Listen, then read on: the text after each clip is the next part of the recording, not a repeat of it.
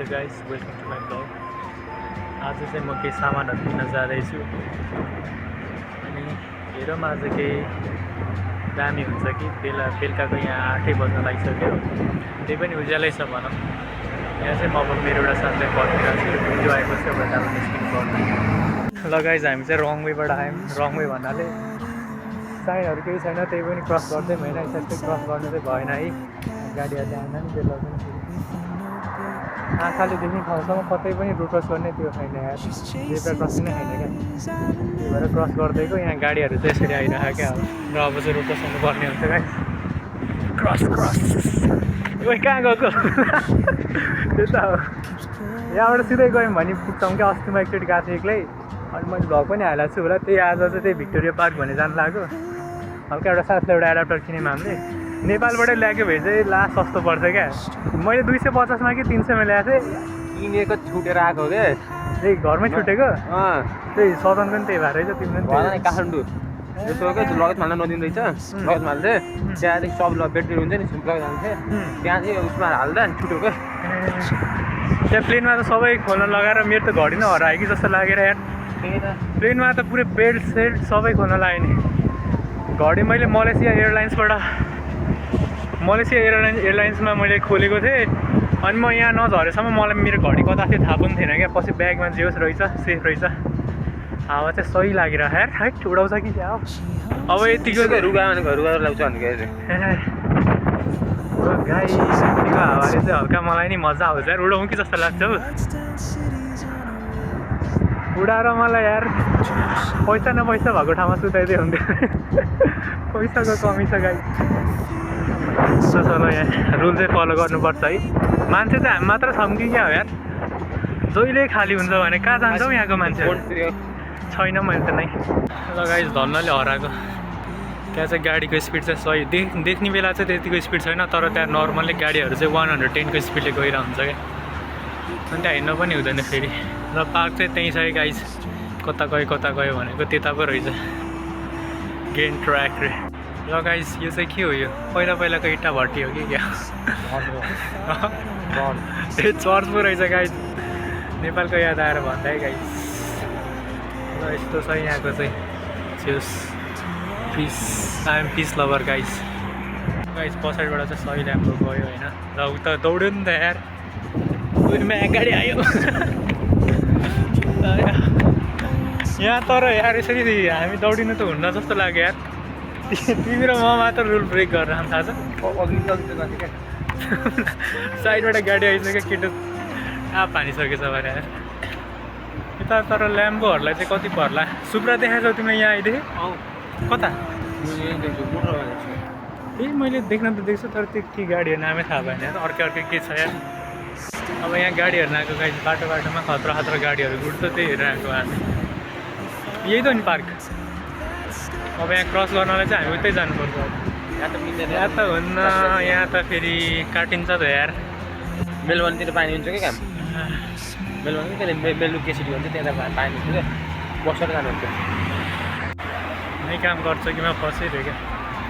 यिनीहरूले चाहिँ फेरि आँखा घुमाएर हेर्न सक्छ यार, त्यही भएर यिनीहरूसँग पङ्गा लिनु हुँदैन। खोइ त यार, क्रस गर्ने छैन त हौ। कहाँ हो क्रस गर्ने? हो र, जाऊँ त। ल गाइज, अब चाहिँ हामी वेट गर्दैछौँ। ल ग्रिन भएपछि हामी यसरी हिँड्नुपर्छ है। ल गाइज, हामी चाहिँ आयौँ। तिनीहरूलाई चाहिँ मोज छ यार बच्चाहरूलाई। ल अस्ति म आएको थिएँ एकचोटि यहाँ, त्यसको टावर चाहिँ त्यहीँ छ है। बरु कुकुरको जिन्दगी मस्त छ बेला हेरेर यार।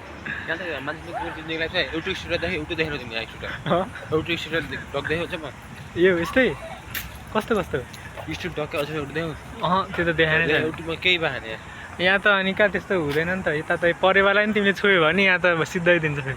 यहीँ बसौँ बरु, एकछिन यहीँ बस्दिउँ, हावा खाम अनि जाम्ला। सही छ क्या यार, एउटा फिल्म बनाउनु पर्छ यहाँ भोलि पर्सि। अनि पऱ्यो कि क्या हो यार?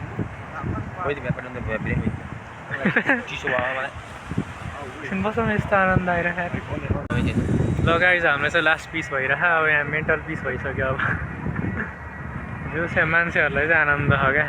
नेपालमा यस्तो पार्क गर्नु क्या मजा आउँछ नेपालमा भए त यहाँ हामी फुटबल खेलेर बस्थ्यौँ त्यही यहाँ भन्यो भने त खेल्न चाहिँ मिल्छ होला है मलाई क्या भोलि पर्सि यताको सिटिजन भएपछि यसरी नै दौडिनुपर्छ हामी त्यो भनेको 10 वर्षपछि हो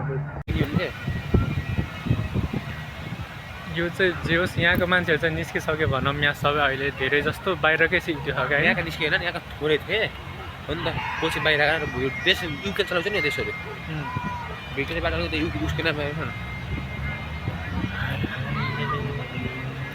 रोमन रेन्सको भाइ जस्तो छ हौ त्यो त कफी किङ इन्स्टल लगाइज अब हामी चाहिँ यहाँबाट निस्किन्छौँ यताबाट अब घर जानुपर्ने हुन्छ लगभग कति भएन आधी घन्टा त लाग्ला है कि लाग्दैन होला अब यताको लाग्दैन यताको त देखेर लाग्छ यहाँ अलि उकालो पनि छ त्यो पनि लाग्न चाहिँ सक्छ होला ल अहिलेको लागि लगाइ चाहिँ यताबाट चाहिँ हामी निस्केको बल्ल बल्ल ग्रिन भयो छ नि अब यहाँ राम्रोसँग बढेर हुन्छ त्यही भएर क्या त्यो चाहिँ पछि ब्याकअप राख्नुपर्छ अब अहिले चाहिँ अब 1-2-3 महिना त यतै अब केही म्यानेज त गर्नु म्यानेज गर्नु पऱ्यो उतै भयो भने उतै राम्रो नि त अब टाइम छ अब हामीसँग त के गर्ने के नगर्ने अलि अब अहिले चाहिँ सोच्नु बाइकहरू चाहिँ कति पर्ला यार यता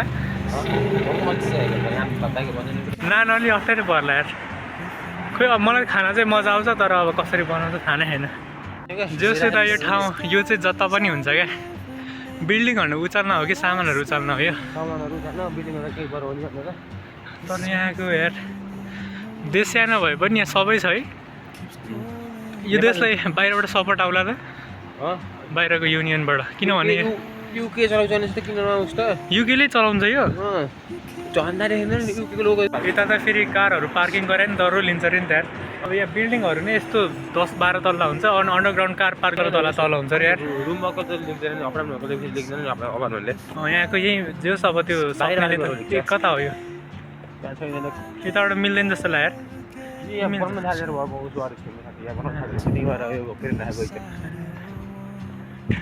गाइस त्यहाँ बाटो छ कि छैन यार फेरि छैन रहेछ भने त फेरि फर्किनु पर्ने हुन्छ नि त गाइस एउटै बाटो आयौँ कि तलबाट चाहिँ जानुपर्ने हो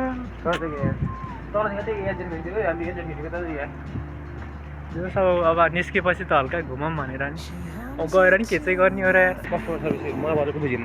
times of India Indian restaurant रहेछ गाइस त्यो चाहिँ ल गाइस हामी चाहिँ अब नाम के अरे कता आयौँ टाइम्स अफ इन्डिया त्यही कस्टमर सर्भिस भनेर चाहिँ कस्तो रहेछ गाइज त्यही हेरौँ न यार आफैले एकछिन देख्दैन ल गाइज म चाहिँ गएँ अब वर्किङ युनिभर्सिटीहरू तर एक्सपेन्सिभ पनि हुन्छ यार इआइएस भन्ने चाहिँ कस्तो रहेछ क्लाइन्ट मलाई अप्सन त दिएको थियो यार तर भाइ ठिकै चुज गरिदिएको जता गए पनि यो नपाउने रहेछ यार ब्याचलरलाई त ल यो हामी अघिकै मान्छेहरू होइन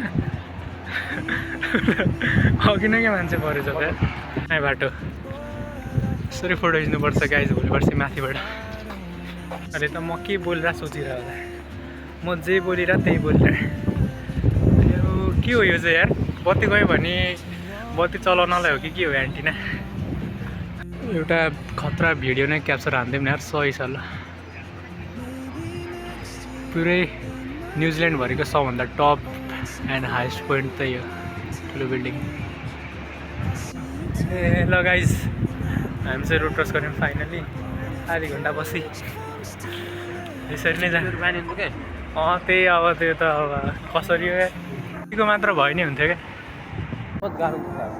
हाउसकिपिङमा चाहिँ कति आधी घन्टा कि कतिको लिमिट हुन्छ अरे कतिवटा हुन्छ अरे नि त सब घरको kitchen all everything included bathroom सबैले क्या त्यो अप्सनमै छैन रहेछ अन्त त्यही नै गर्ने त्यो हुनसक्छ होइन त्यो छ यहाँको चाहिँ खैरे होला चाहिँ आनन्द खायो अहिले उताबाट आइसक्नु पर्ला 5 मिनट यो चाहिँ के हुनु कस्तो हो नि के पार्क हो यो नि मनाको डोमेन कता भित्र छ नि त्यही हपकार्टले नै चलाउने रहेछ अपार्टमेन्टभन्दा ठुलो बोट आउँछ त्यो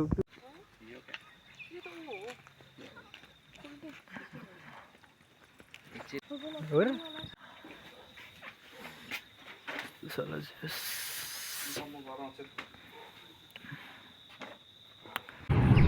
गाडीमा त जस कति 20 मिनट जति लाग्ला है त्यस्तै स्पिडमा गयो 20-25 मिनट कम एउटा मोटरवे लियो भित्रको बाटो भयो एउटा मोटरवे पक्ड्ने अगाडि गयो त कुन टाइममा चाहिँ यता लास्टै उयो त्यो प्याक हुन्छ नि यता त्यही कति बिहान त्यही 9 o'clock हो कि 5 अफिस टाइम फेरि कति बज्यो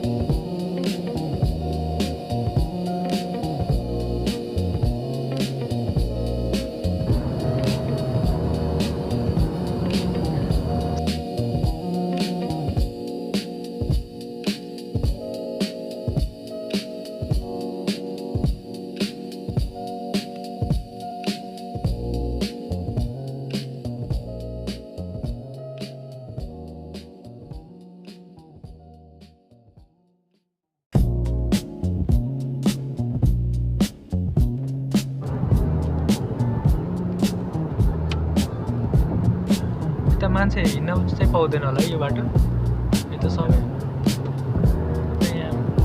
त्यही लाग्यो भने कताबाट चढाउँदा हिँड्ने बेला यो माथिको नि होइन होला फेरि माथिको हो क्या